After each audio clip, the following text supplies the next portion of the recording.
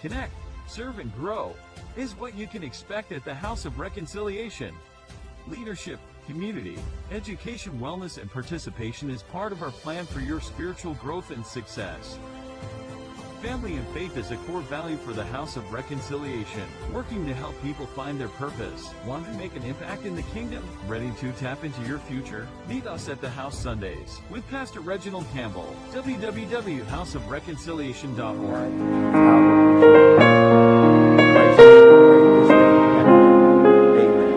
Our church anthem, I am the seed that grows and advances the kingdom. Bread of life that I received today, not only for me, but to be shared with others, that they grow myself for the purpose of thank you. Why you say welcome all of you in. Thank you that are those that are part of the early morning broadcast here at Suite 1427, 1421 or 27? Yeah, you can tell it's been a minute since I've been here. Suite E, Launch Road. Thank you for the early bird service, and of course to the Mother Campus in Greenwood, and also to our virtual campus and our global connections. We're excited to be with you this morning. It's been out for a minute, but we're back and have some in-depth stuff for you. We're going to, first of all, read Galatians 5:1, and I know some people say that we're still there, but we're going to be here until we learn it. Galatians 5:1 says, stand fast. Stand fast.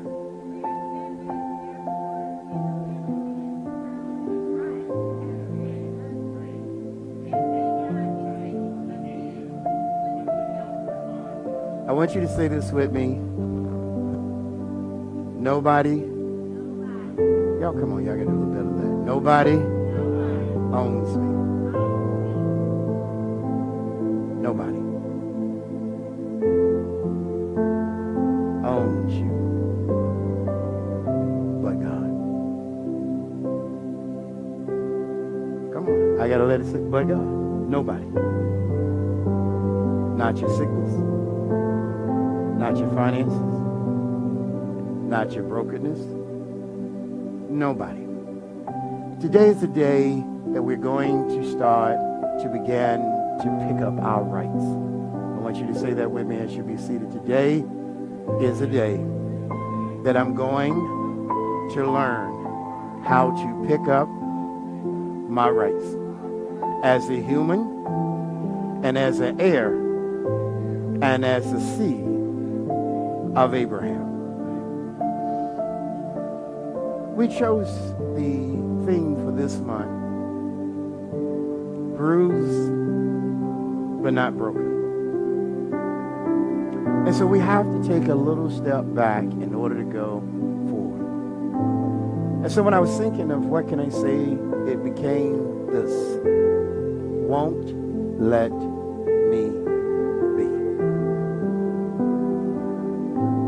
There are things that are still calling you that you have walked away from because it just didn't connect with your mind. It put a parasite in your spirit. So this is why God is telling us that the traditions of men make the word of God of no effect. And he says in Galatians, because when you look at Galatians 5:2, there was a challenge among the Jews and the Gentiles. And they had a problem with personal issue. So Paul wrote to them saying, stand fast. When you come into Christ, because you're not used to being free, it's easily to be retrapped again. Many times people don't listen to God. They listen to what they see, and what you see look like it's working. But where I choose this text from, it comes out of the bottom part, be not entangled again. How many of us have repeated the same mistake over and over and over and over and over and over again? You know why that mistake keeps happening? false hope. You're hoping into something that has no substance to sustain what it said. So you're trusting in something that doesn't believe in itself. If it believed in itself, you wouldn't have to keep rehearsing it over and over again. And what it becomes is a yoke. So you can't hear from God because all the mail that you're receiving is junk mail. You know, this is why now we have this thing called a junk file, and it has junk mail. So when it's not something that is credible, it sends it over to you.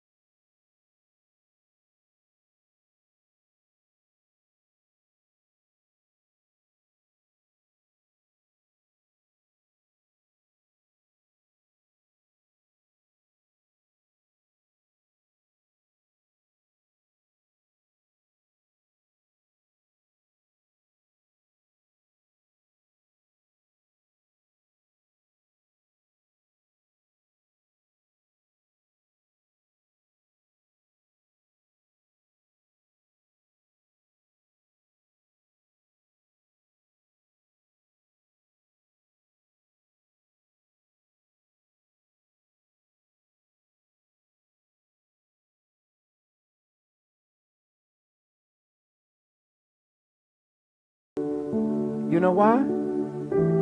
You can do what he can't do. And because you can, he's jealous because his fate has been sealed.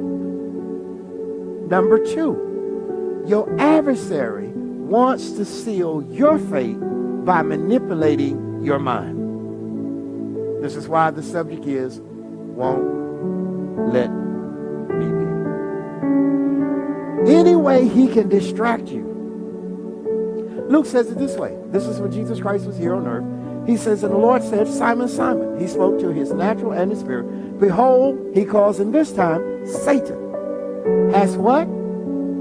Has desired to have you that he may sift you as wheat. See, the problem is you're looking at a person knocked over. You're looking at a person that has fallen. You're looking at the fall. You're not looking at what caused the fall. The fall just didn't happen all of a sudden. The fall was a build up of a sum of things. It's the little things that we're not doing. It's the little boats we're not tightening up that causes the vehicle to leak oil. It's the little things we think are unimportant. You see, I'm finna run in the store. Ain't nobody gonna go in my car. It don't take but a second for a thief to take what you got. If we know that, then why don't we protect our spirit? It don't take but 1 weak second for the adversary to plant a seed in your mind that will not come to harvest today. But when you start to try to pull yourself together, can I talk to somebody in real time? I'm going to get my credit together. You can't get your credit together till you erase the debt, the bad debt. And people sell you hypotheticals like, well, we can pause it and we can get your credit score up temporarily. But to a creditor, they're not going to look at where you're at. They're going to look at where you came from. Satan plants a seed that doesn't show up today, but it shows up when you get ready to look for your keys of life and move forward, and boom. Everybody can say they got good credit till they go try to get credit. Somebody shout, won't let me be. I got the money in my pocket, but the money in my pocket goes to the people I hadn't paid.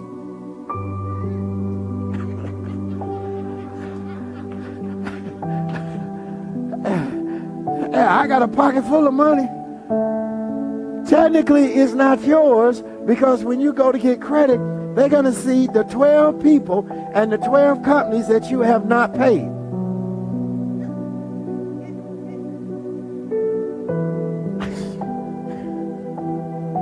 And you looking like a hot butterfly.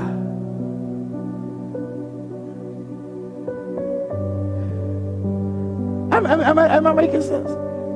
I'm not going to be with you long. We're going to let you go. What would your future self say to your present self?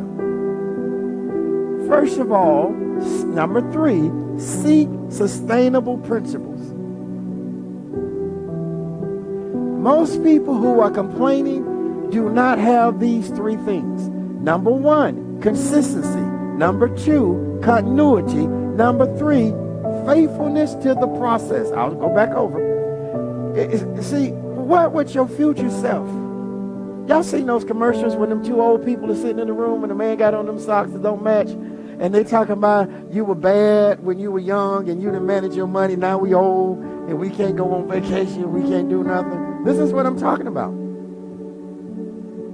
What would your future self say to your present self?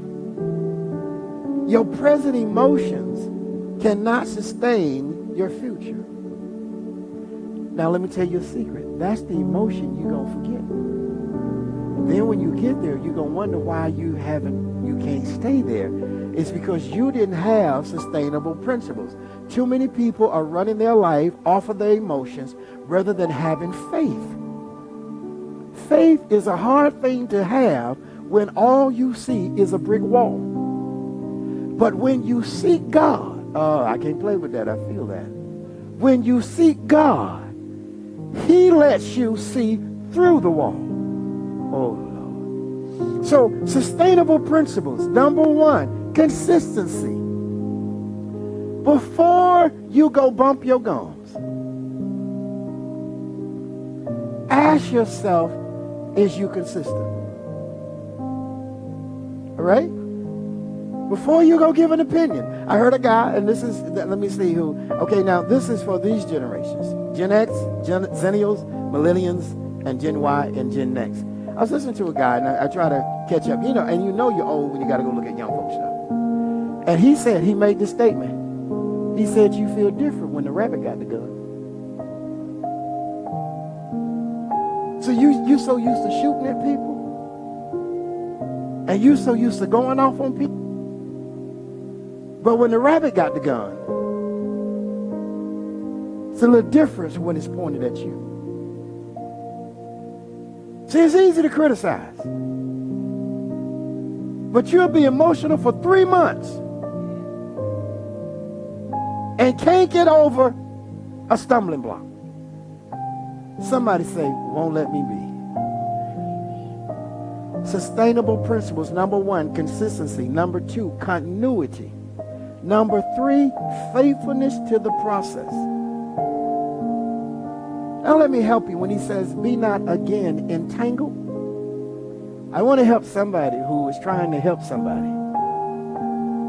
You have done enough for ungrateful people.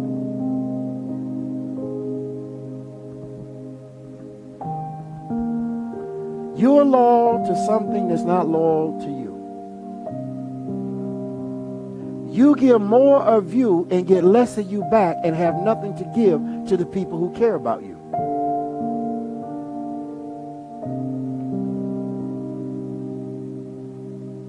And you somewhere asking God, why are you not helping me? And God is saying, you've done enough for the ungrateful. Yes, because you're reaching for a person who won't reach up to be helped.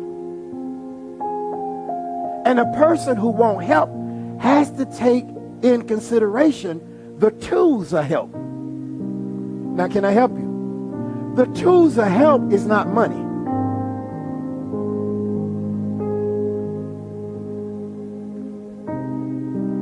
Money's not going to fix it. The tools of help is knowledge. If you get the knowledge, you won't be begging for money. Now, everybody going to run into a tight and need help from time to time. You don't need to be needing help every first of the month. And not every day. We took out the landline down at the mother church because people were calling because we were giving away things. And they said, well, since y'all have given away everything, can you put me first next month?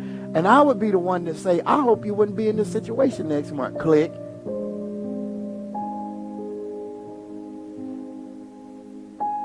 You have done enough for the ungrateful. Can I make it plain? You owe more to your future than your present and your past. You've done enough for the ungrateful. Well, that's my brother. Don't matter. He's ungrateful.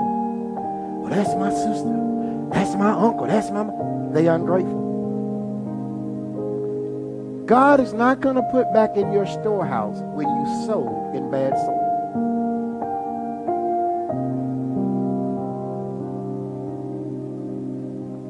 He's not. Quit asking him.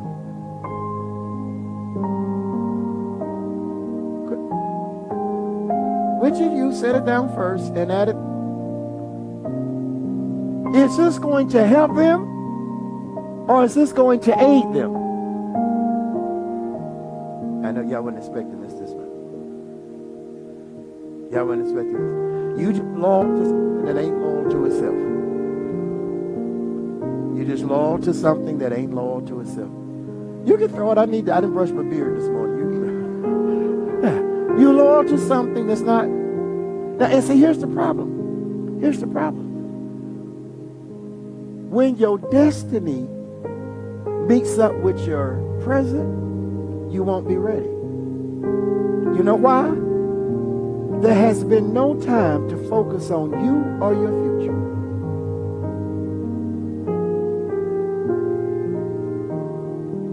When your purpose finally comes, are you in a financial position to sustain yourself until you build clients? When your destiny comes, are you prepared or are you exhausted? Tired, wore out, can't sleep, beat up. And here's it. Now, let me help you out. Just tell somebody, this is going to hurt. Close your eyes because I don't want you looking at me. The people that are pulling on you, say this with me, the people that are pulling on me are only pulling on me of what they think I have. But the people that are pulling on me can't deposit anything in me.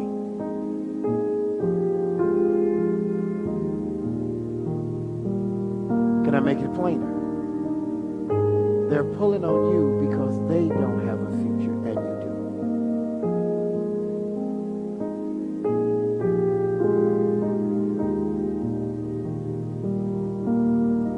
And like I say, when you go to them, they can't deposit into you. That is a trick of the enemy to tap into you to invest in things that won't invest in itself. And if you're an investor, why invest in something that has no return?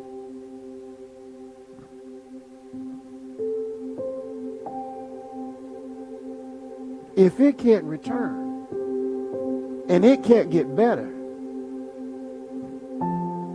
you're going to have to let it sail.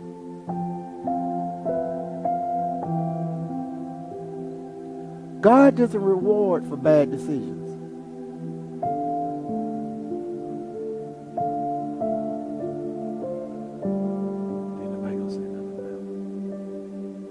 God doesn't reward bad decisions. You can shout, kick, fly, throw your shoes out the window. It's not going to change the process of God.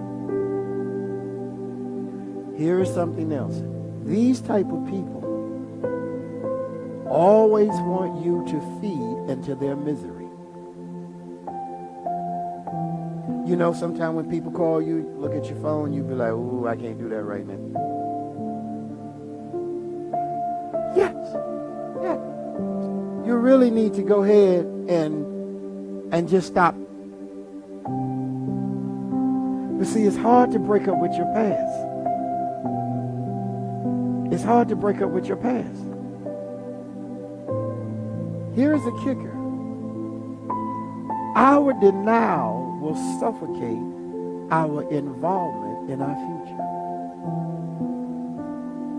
You can give so much to people that you're in denial of your own opportunity. You're negative about you. You look in the mirror and you see disgust. When you look in the mirror, you should see, what's my next? That is one you can write. What's my next? It isn't what I am. It's not who I was. It's what I have the opportunity to become. Quit killing yourself. Quit downing yourself. Quit seeing yourself as a failure. Push yourself rather than allowing people to pull you to a place that you don't belong.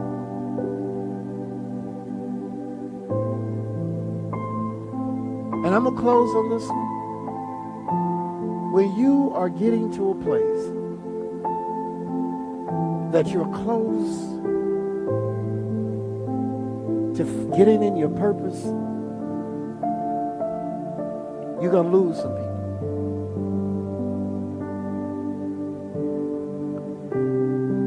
Watch this. It's one thing to lose people. It's another thing to lose the voices in your head. You're going to have to lose those voices in your head, and some of those voices you own. Stop talking negative. Stop trying to please everybody. Can I give you a secret? They were going to blackball you anyway.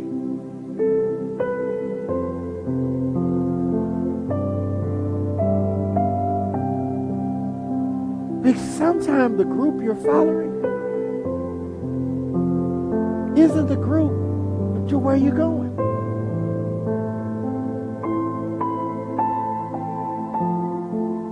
Sometimes the group you hang out with, that's their Super Bowl. And that can be the foot of your mountain. So as a closing note, I'm not the voices in my head. You're not what you told yourself you wasn't. You have to open up that window of spiritual growth. And the thing about spiritual growth, it doesn't happen when you want it. It happens when you're broken. It happens in the middle of a test. The situation is you're looking at the problem and not looking for the revelation.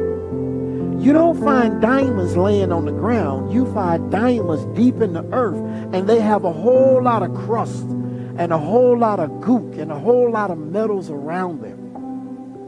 You got to keep tapping it till you crack it.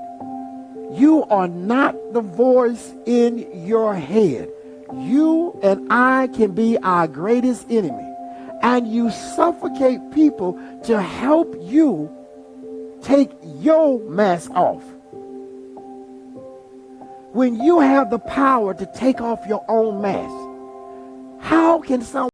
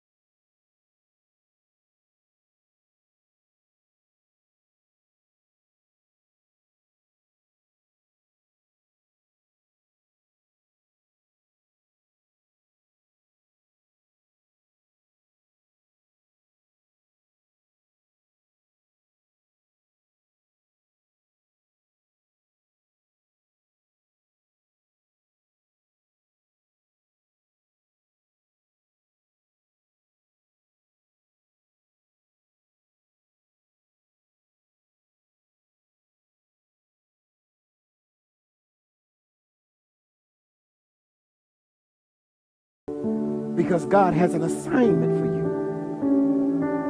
And if all you have is an ego and some shoes and some socks and a little piece of car that can get hit on the highway, you ain't got much. Your health can take all your money. Your perception can destroy your reality. So I'm going to do that series. I can't remember the name, but I do remember it's going to be a roundtable discussion with men. So we're going to, some of it we're going to do live and some of it we're going to pre-record, but mostly we're going to do live. But as I close, the reason it won't let me be is because many times I won't let it go. You have to let it go. And when you let it go, you'll get the voices out of your head. God bless you. I will be at the Mother Campus today. We will be, you said yes. So please, there's all kind of ways that you can give. Actually, we received some giving from some people, so hopefully they can pull that up on the screen. Those of you that are across the world, and those of you that are in the city, and I want to say this especially to my Greenville audience. Thank you. The numbers have greatly increased. We have some opportunities. I'd love for you to be a part of our in-service as well as a part of our broadcast so that we can grow together and make a difference and an impact in the city. God bless you. I will see you soon.